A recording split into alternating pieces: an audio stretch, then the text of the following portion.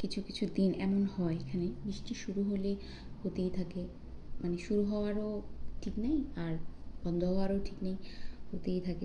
তো সকাল থেকে দেখলাম বৃষ্টি তো বৃষ্টি, তো বিকালে বের হলাম, কারণ বের হতেই হতো, কিছু বাজার একদমই ছিল না, যেটা না হলে পরের দিন রান্না করতে পারবো না। পরের দিন ছিল রবিবার দিন সব বন্ধ থাকে, সো বের হতে হয়েছে।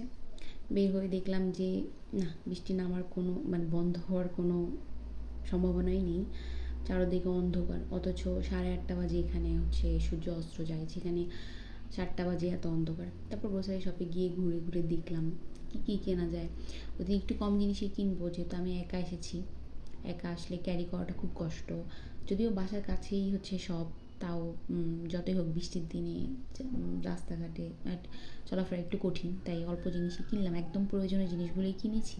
তারপর আমি ঘুরে ঘুরে দেখেছি, কারণ আমার হচ্ছে ঘুরে ঘুরে দেখতে ভালো লাগে, যে কোনো বাজার বা যে কোনো জিনিসপত্র কিনতে আমার খুব ভালো লাগে, আমি খুব এনজয় করি।